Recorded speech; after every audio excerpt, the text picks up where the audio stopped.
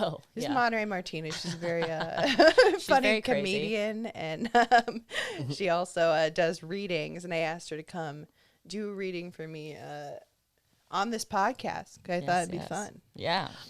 Okay. So your cards. So I'm gonna start with I have 3 different decks. So like I have a tarot, angels, and fairies. Okay. And they all give different types of messages. Okay. To your soul. So basically when you see cards, you just interpret it, and then if it like connects, it connects, and then we just have fun. So so like the first thing that's pulling up for you, I don't know if you're having like financial stagnant like movement, like where you feel like you're like, okay, I'm not like breaking through like something right now. And they're saying that like a lot of your financial like what's the word? Not growth, but like your financial stuckness is stagnation. Okay. Why don't you fucking relax? A lot of your financial stagnation is because of like the created stress and like the created like self-sabotage. So they're saying that like you have, when I say them, I mean the cards, and the voices in my head. No, but they're saying it's like you have a lot of like really good ideas, and you have like a lot of ideas that have a lot of financial like merit to it, but a lot of the times like you talk yourself out of it. And so they're like, okay, so like there has to be like a time for you of like when you actually like trust yourself and you like see like an idea like all the way through, like whether it's a pilot or like whether it's like some type of like podcast idea or whether it's like a live show. Like there's something where it's like you have this idea and you've been sitting and you've been like brewing on it, but you're like, but no, but this is it fine? Yeah. But no, like this wouldn't make sense, or like it's like you're not like logically like seeing it, and so it's like kind of like making you like not like move forward. And they're like, but then you always are here being like, well, how come I'm not at this point in my career? How come I don't have this? And they're like, because of you. Yeah. You know I mean, this is just a story of my life. yeah. So they're like, because of you. And then they're saying, hold on. Got it. Okay. So there, the other part is like, okay, so like one of like the biggest things that like you like need in your life is like you need to feel comfortable and you need to feel safe, and that's like something that you have to do. You're gonna have to like do like the inner like working, like whether again it's through like hypnotherapy, but I think you should do like inner child work, and again you can like look it up on YouTube.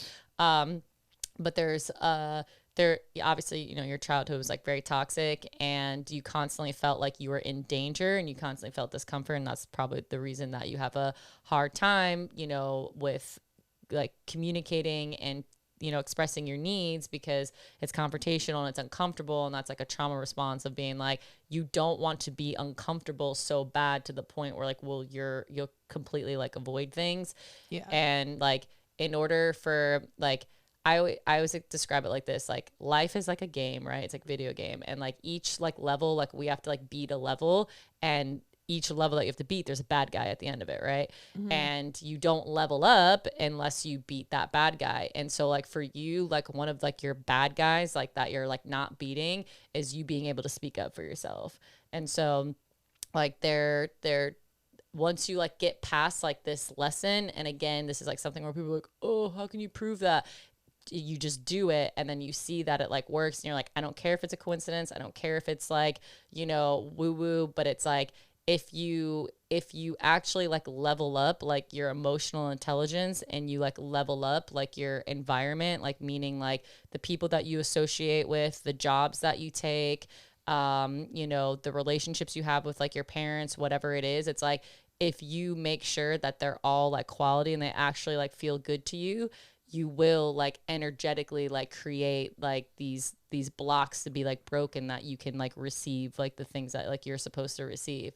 And they're like, the other thing that was like popping up is it's like you have like really really bad anxiety, like where, but obviously I'm sure you have bad anxiety, but it's like you're not even consciously aware that like how you feel is so foreign to like how you're supposed to feel. Like there's like you won't even be able to like grasp it. Like once you feel like peace, or like once you like get to a point where you're like, oh my God, like I'm safe, you're gonna like think that you died. Like you're gonna be like, whoa, like my brain must be fucking dead, or I'm dead. Like, and it's gonna be like, no, bitch, like this is just peace. Like one of the first therapists I ever saw when I was at UCLA, because they provided you at UCLA, they would give you 3 sessions and that was it. But like I was like, all right, I'm gonna take these 3 sessions. At the end of the session, he was like, I can't see you anymore because this is your 3rd session. He was like, but I strongly encourage you to seek therapy like and continue treatment. And he was like, because they would have us like fill out a questionnaire at the beginning of each session. And he was like, you've filled out these questionnaires, whatever. And he was like, and you know, here's like, he showed me like a thing that was like in each category, you know, there was like, eating problems and you know, like anxiety, depression, like all the like categories or whatever. And he was like, it compares you to like basically the general student population. Right. And like if you're in the yellow, it's like kind of concerning. If you're in the red, it's like very concerning. Yeah. He's like, you're in the red in almost everything except eating issues. Oh, wow. And I was like, you're like, oh, okay. Yeah. Yeah. And I was like, but I feel normal. And he was like, I don't think, because it's common. That's the only way you felt. Yeah. He said, I don't think you know what normal is supposed to feel like. And that fucked me up for a sec. I was like, oh, okay. Yeah. No, but that's like really like what it is, where it's like, you know, like your brain, like the wires are placed and like they like are working, but it's like, it's one of those things, like if a child like built a computer and it's like they just kept like putting like wires in somewhere and you're like, well, it turns on, but you're like, this is not like, it's not fucking like this is gonna blow up, you know? And so they're like, you can get to a state of like when you're gonna just like feel like so fucking like at peace, and you're gonna be like, oh, but the way you're going to do it is like, you have to feel like safe. Like you have to feel safe and you have to feel comfortable. And like a lot of, again, like your safety is like doing the inner child work, but then also like your environment, like the people that like you're around, like you have to be like, these people like love me and they have my back and they support me and they don't like have bad feelings towards me. Like if you don't feel that way around a person, like they got to go. You know, and it doesn't mean that they're a bad person, but it's like they just got to go. Cutting people off is something I've never been able to do. I'm starting to like try and like distance myself from people but like I've never been able to just like. I had a friend, my friend Rachel, she's so good at it. Like the minute someone like fucks with her, she's like, I'm done. I never want to talk to you again. Yeah. Like, you know, I've never been able to do that. Someone could apologize to me a million times, like, and do it over and over and over. And I'd be like, okay. And then I've done it in relationships and friendships and all that stuff. I just let people like fucking walk all over me. Yeah. But, and that's like a challenge that like that's one of your bad guys, you know what I mean, where it's like sticking up for yourself, like that's the thing that like you have to like, for you to evolve, it's like you have to be able to like gain that skill set, you know? Yeah, in both those things, like basically I just have to overcome being a fucking wimp. Just to not be a fucking but you'll gain it like once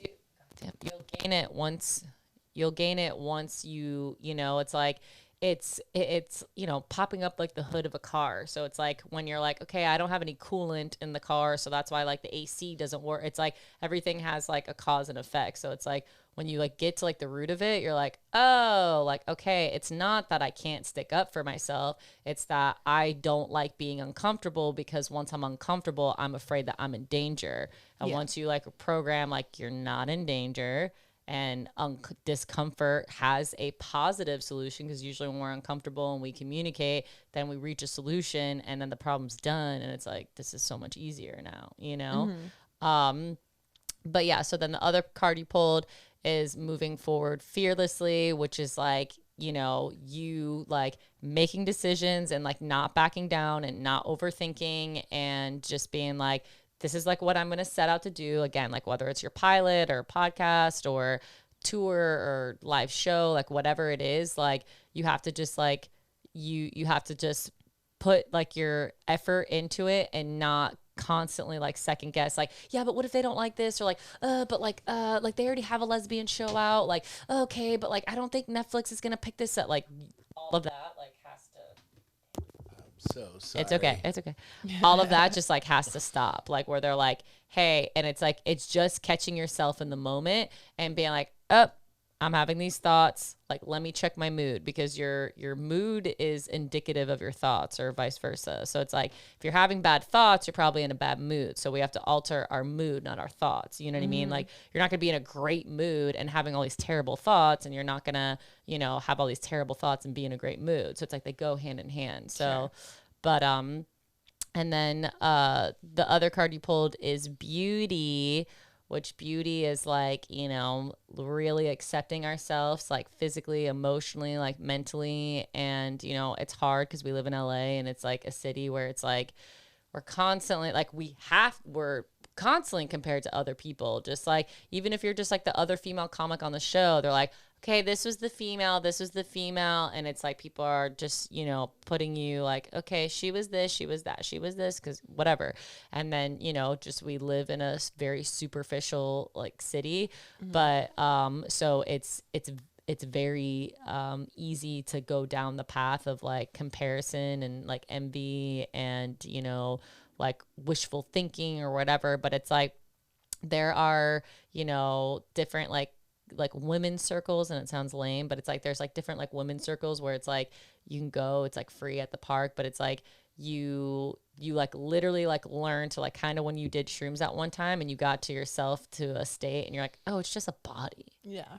Like it's just like what the like why do I care about this like meat sack? Like it's literally like, you know. So it's like there's sorry, my stomach is growling. There's like this other technique that like what you're supposed to do is like every day when you look in the mirror, you have to just write down however many things that you like about yourself that pop up. And even if it's just like one thing a day, if you're like, you know what, like I like the color of my eyes, or like I like the shape of my mouth, or it sounds like torture. I know it sounds. It really does. I know it sounds so lame, but it works because you want to know what? Like I had the same thing. Like, you know, people will be like, "Oh, you're a cute girl," but I'm like, "Yeah, but I got raped when I was 6 and I got beat, so like I didn't feel beautiful. I thought like there was something about me that like caused people to hurt me. That was like the only like thing that I could think of. So like my whole life, like I've never been like, oh, I'm beautiful, or like, oh, I'm an attractive person. Like I literally would like just see like a face. Like I never saw like what I like looked like. And I know it's like hard to describe, but I'm like, I just saw like a thing because I had so much shame in physical. Like I couldn't wear bikinis in front of people. I could never dress up. Like I was just like, cause I thought that if that did that, then I would have something bad would happen to me. And the same thing, like the first time I did acid, like I like saw myself as if like it wasn't like me looking at me. And I was like, I'm cute. Like I'm cute. And I'm like, oh my, and that was like the first time I ever, and it's like, we all have the ability to like see ourselves like through that filter. It just is like fucking work. And like, I naturally will pick out my flaws like all the time. Like it's just what I see automatically. It's just, I automatically just see the flaws. I'm like this. And I've been retraining myself, and it's weird because like now, like there's times where I'm like, I look at myself and I'm like, oh, like I do like this thing of myself, or I do like that, you know. And it's like, people think that like, you know, that other people don't have those same feelings. And it's like, no, it's in your mind. Like you can be, you know, there's people who are fucking anorexic as fuck, and you're like, you're so skinny, like what are you doing? But they feel so fat. And it's like, we all have like these fucking blocks. And it's like, once you like do these like things, like the mirror thing, it'll start off with like one thing or two things, but then you're literally tricking your psychology into every time you look at yourself or every time you think about yourself, that you automatically now, like, you know, subconsciously start seeing the good. And then once you start seeing the good, you start feeling good. And it's like, it's just literally like a fucking trickle effect.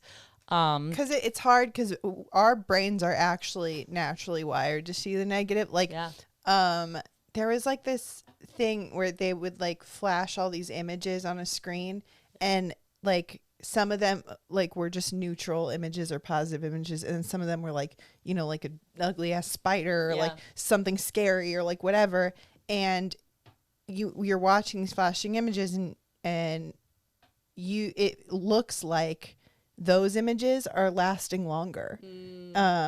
And then they're like, no, it actually, we showed all the images the same amount of time.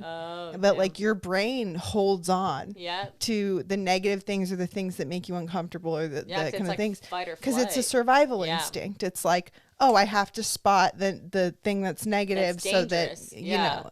So I think like probably that translates also to our bodies. Like the first thing we spot is like, for sure, what isn't working here for me or what isn't working for society. Everything hurts. Everything hurts. Fucking life sucks. Everything hurts.